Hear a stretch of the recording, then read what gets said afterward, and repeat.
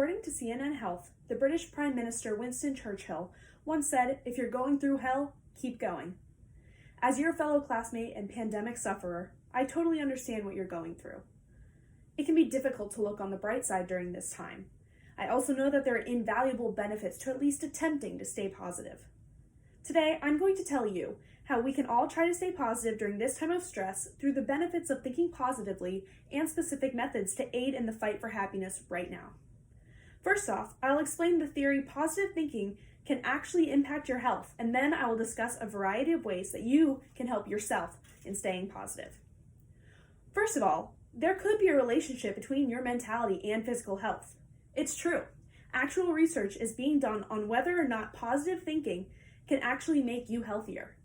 In an article by the New York Times, researchers at the University of Wisconsin said that, quote, "The activation of brain regions associated with negative emotions appears to weaken people's immune response to a flu vaccine." More specifically, Dr. Richard Davidson from Wisconsin said that greater activation in the left prefrontal cortex was associated with a stronger immune response. The left prefrontal cortex appears to be more active in association with positive emotions. Hopkins Medicine also reported the same results and included ways to chemically boost your bright side.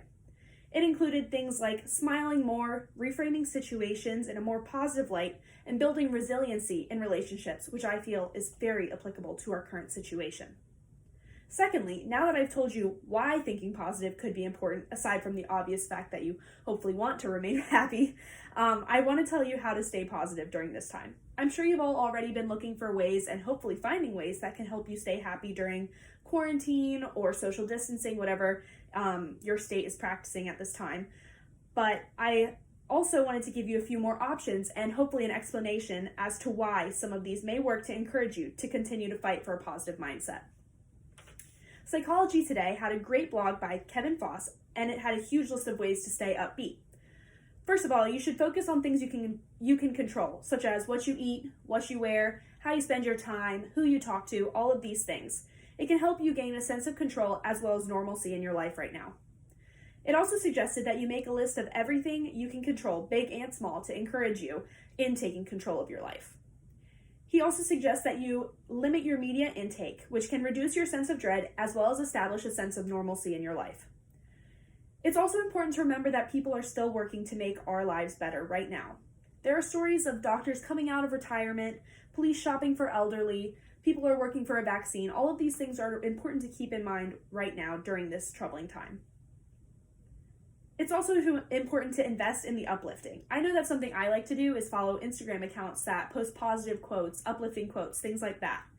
You can also read good news. It's not always bad things happening. You can look at the positive side of what's happening as well in the news. And you should also allow for comfort activities, be that food, guilty pleasure shows, movies, things like that. This is the time to kind of bring those out of hibernation.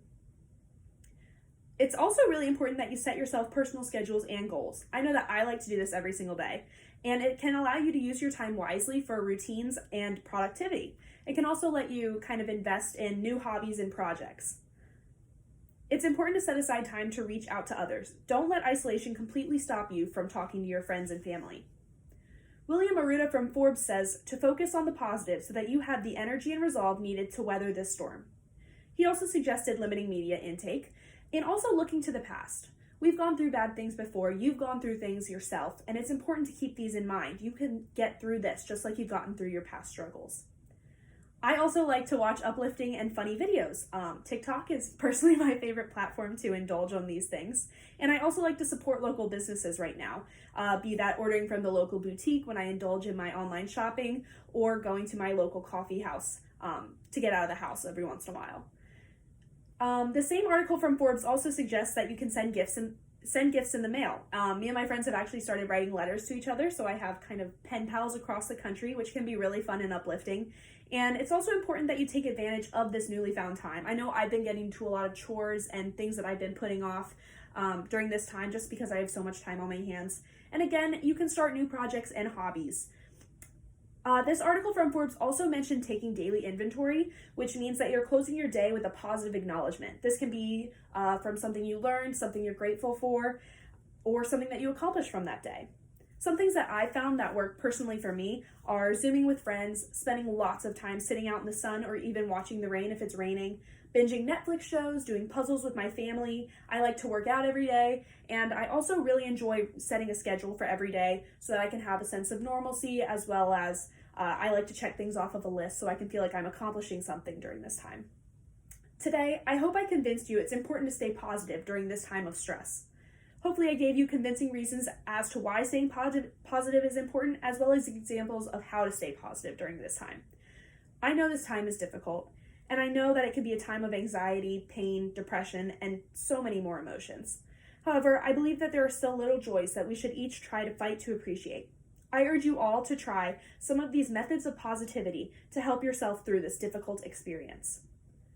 I think it's important to take this time to see the good, but also use this as perspective.